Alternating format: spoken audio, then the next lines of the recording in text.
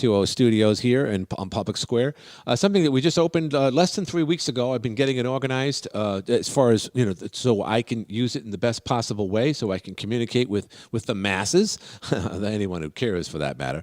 But just as a major footnote, this facility here was built by Jake Johnson and Jake Johnson Properties over the course of, I believe, 3 or 4 months this past fall, and unbeknownst to a lot of other people that were, driving by this location, which has been here forever. It's one of the oldest buildings in downtown. It was parts of its foundation that I'm sitting above as we speak were built before the War of 1812 from a quarry that made bricks, rather, in the town of Luray, about 2-3 miles north of here. So that's what Public Square looks like as we speak now. Actually, that's 40 seconds behind. That's according to the Jake Johnson Properties Square Cam. What a perfect position for that camera too, and that it's located there on the west side, the northwest side of Public Square, looking down south on Washington Street, otherwise known as Route 11. Those cars that just went by either have the option to go to Arsenal or Court Street. That truck right there is making a right-hand turn to either one of those streets, and you know the rest of it. If you're familiar with Public Square, you know what Public Square looks like. But it's just a gorgeous place, and we're so privileged to be here as a podcast studio and production suite right here overlooking everything what I refer to as the 50-yard line. Today is the day after Rush Limbaugh passed away from complications that he was suffering from stage 4 lung cancer for a year plus at least. And it was, obviously it was getting to that point after he did his last broadcast, I believe just before Christmas of last year, where he was essentially signing off for the last time, and he did. And regrettably, it was just a matter of time before the cancer was going to catch up to him. He was only 70 years old. He did manage to see and experience his 70th birthday with his friends and family last month, which ironically is the same birthday date as Howard Stern. They were born in different years, but still, that's somewhat ironic because two dynamically different people that made it quite big in the radio industry. And both of them, of course, I admire tremendously. Stern obviously has changed his ways. He became, I guess you could say, Hamptonized, very similar to how Joe Scarborough became a liberal.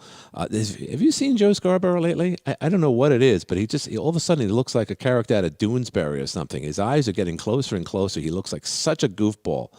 Like so many people that claimed they were conservative back in the days, as I believe he was a congressman in the panhandle of Florida. And then, again, once you enter New York City, and if you're born in New York City, you could be the most conservative person in the world, but boy, that could change in a New York second. Because liberalism is alive and well, and it's always been the case down in New York City. Trotsky loved Greenwich Village when he was trying to spread his word, running away from Stalin. Before that, of course, John Wilkes Booth was looking for volunteers to take out the president. New York is just a bastion, if you will, for liberal thought and crazy people, and it's just and a lot of other great people. A lot of great things come out of New York City. I like to say I'm one of them myself, but I can't go back there these days only because the majority of people just don't get it. And I think living up here, for instance, in Watertown, New York, just gave me a whole new perspective on things. This is very similar to Midwest style of thinking. This is the Midwest. Despite the fact we're about 350 miles north of New York City, we might as well be 350 years from New York City. We're completely different. Although some would argue, including a former mayor and talk show host himself, Jeff Graham, would say differently. He says, 39% of Watertown alone voted for Joe Biden. So that's in itself concerning, but whatever. I'm not here to talk politics and whatnot. I am here to introduce a whole new way of communicating. I myself have been in radio and to some degree television over the last 30 plus years since I moved up here, and I've seen a lot of changes. But a huge change has been the internet and social media in the last 15 years, certainly in the last 5-10 years. And let me tell you this, just in the last year when COVID really hit America, social media became paramount to a lot of people for good and bad reasons. COVID, let's see, today is what? Let's do the math here. Today's the 18th of February. And this time last year, COVID was something that we heard about, we were familiar with, in that we saw cases of people literally falling down in the streets of Wuhan or some province or city in China. And then we heard of other reports of people on cruise ships coming out of the east by way of Washington State, whichever. And we say, oh, this is going to fly by. We'll come up with some answers behind all this or for all this. And the world had yet to see its wrath. So almost a year later, here we are. I'm here in Public Square. You are wherever you are right now. But if you lived through the last year, you'd have to say, and I'm going to say it for a lot of people right now, that was the most devastating year for so many people for so many reasons. A lot of people lost their jobs. A lot of people remain unemployed to this day, regrettably. But hopefully, and we lost the president. If you were a Trump fan, obviously those days are over. And it seems like now liberalism and the left have a firm grasp of America and the way we think and the way we act. But yesterday, when Rush Limbaugh passed away, you knew there were going to be some negative aspects, tributes to his life or lack of thereof, and that's exactly what happened. I had to catch Joy Behar and the Yentas today on the View. And boy, I tell you what. I mean, again, it's if you're on one side of the political coin, I get it. You're gonna express yourself, but they didn't hold back at all, and that's the new world. And I think it all started. They'll tell you, and they being the left will say that the moment Donald Trump came down that escalator, what it was I guess maybe 5 years ago now. It will be 5 years. It was 2000. It's gonna be 6 years since he came down that elevator in Trump Plaza. And from that point on, all bets off the table. It's like everything became. And again, the argument is that Trump set the table for a whole new way of expressing ourselves and being mean to one another. And to some degree, they're right. There's no question. He wasn't your typical politician. He still remains that way. But 6 years later, it's oh boy, anything seems to go. And we saw that today, the day after the great one himself, Rush Limbaugh, died. I know they referred to Mark Levin as the great one, but I still hold out that term rather for Jackie Gleason. But the greatest of all time was clearly Rush Limbaugh, who I had the privilege of meeting back in the early 90s. I believe it was 91 or 92. I put 91 on the Facebook page yesterday of an old picture of myself shaking Rush Limbaugh's hand, and it was funny because Ted Ford took that picture, and he also took a picture of Rush along with my former boss and good guy Dave Mance, and that picture was all cruddy because Ted had the worst hands when it came to taking photographs. Back in the day, we didn't have camera phones like we do now. It was just a regular, I guess, Instamatic or something.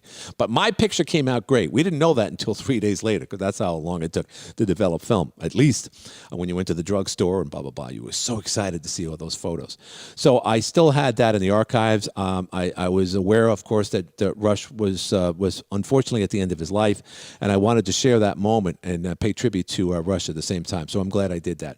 But that's all I did. I said it was an honor to be in front of Rush Limbaugh, to meet him on this such and such a date, and that was at Saratoga Springs at a New York Association of Broadcasters meeting, where he spoke about his new TV show that was unfortunately short-lived at the time. Rush was more suited for radio more than anybody else, and a lot of people like that. Bill O'Reilly, more suitable for TV than radio.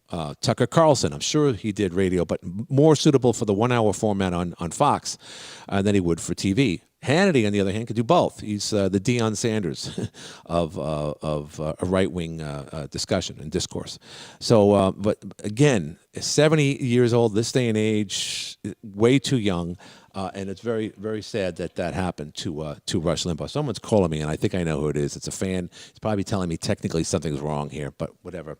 I'm just testing this out and to see how it goes and whether or not I'm actually streaming. It says right now I'm streaming on Facebook and I'm streaming on YouTube, which is good to know. But I love what's going on behind me.